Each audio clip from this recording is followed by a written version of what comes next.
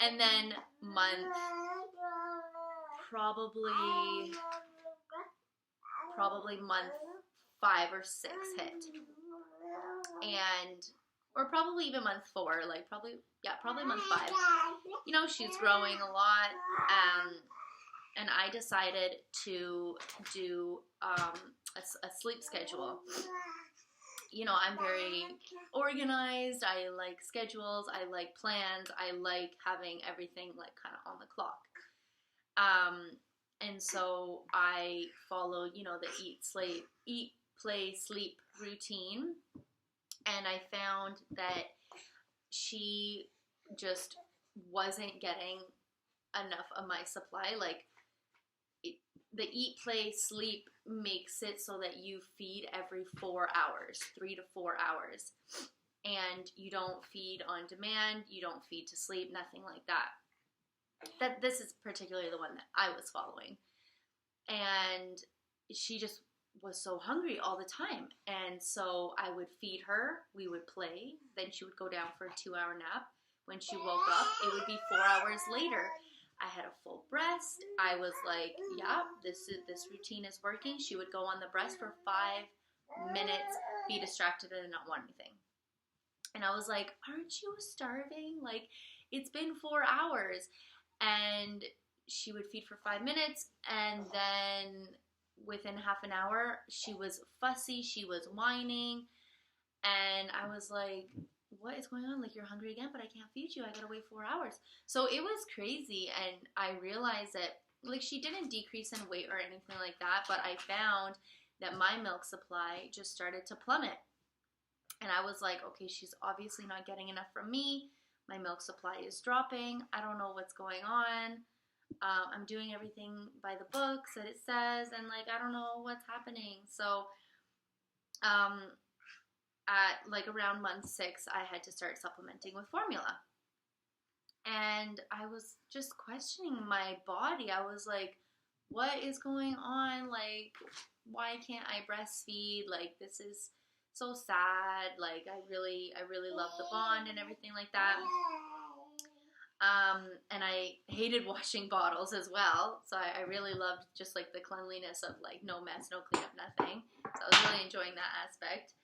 So I was just really confused. And so I was supplementing with formula for about a month until I did what I, you know, always do. I trusted my instinct. I trusted my gut instinct that I'm like, I'm a woman. I have no pre-existing conditions. I can do this. But what's going on? I know that there's something that I don't know. But I don't know what I don't know. I don't know how to fix it. I don't know what I should be doing. I've read everywhere on the internet. Eat, play, sleep is a good schedule for babies and blah, blah, blah, blah, blah. Then you're going to be able to know when they're tired versus hungry, blah, blah, blah, blah, blah. And so I was like, what's going on? Like, so I reached out to a few friends that exclusively breastfeed, and I was like, their babies were a little bit older than mine. So I was like, how do you do it? Like, what's the secret? Blah, blah, blah. And both of them just said, feed on demand. And I was like, it's that simple, isn't it?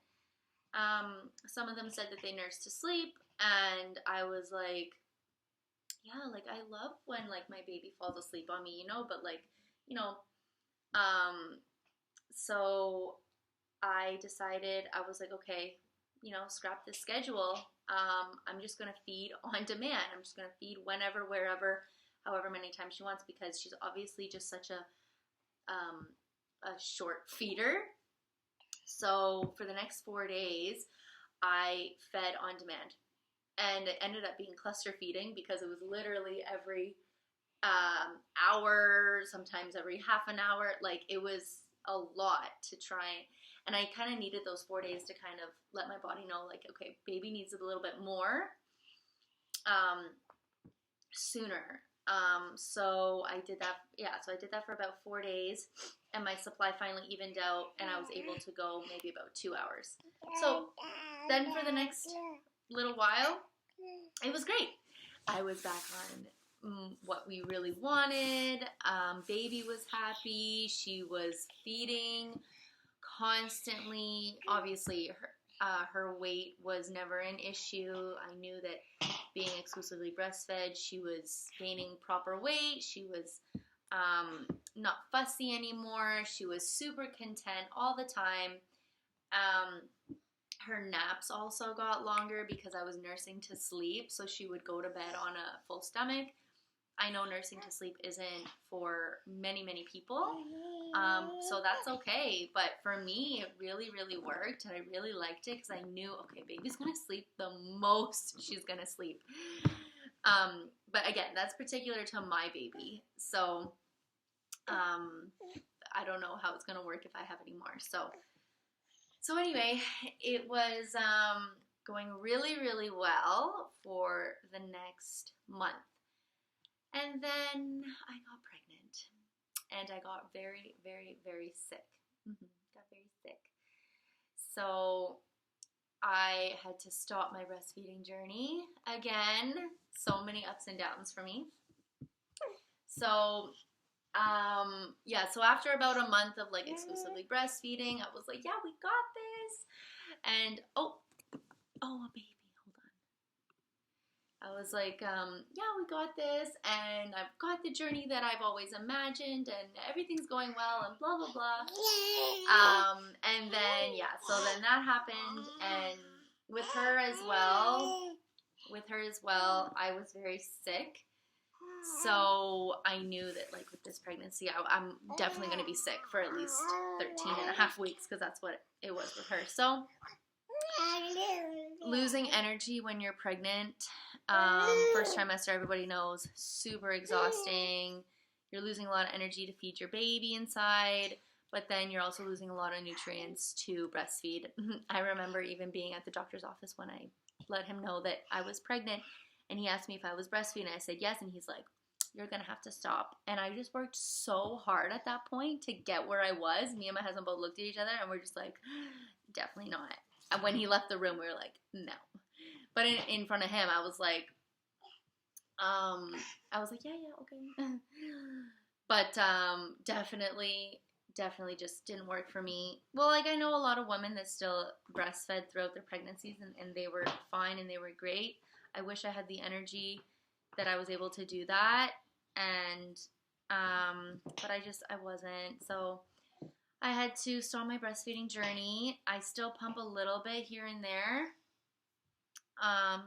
just to keep up my supply, because I do have a plan to increase my supply after these 13 weeks. I'm at week almost 10 now, and I have a plan to increase my supply at the end of the 13 weeks when I start to feel really, really good, and hopefully give breastfeeding one last try for this little one. I obviously have so much more knowledge going in with the second one. I am not planning to get pregnant again, so I'm looking forward to the fact that maybe I'll be able to breastfeed this next one the entire time and not have any hiccups like I did with the first. But it's been such a journey of learning for me. So it's been exciting. It's been really great, and it's just, I've been through just like a lot of hiccups that I feel that maybe some women that really want to exclusively breastfeed, as I did, can maybe benefit from some information that I've shared today.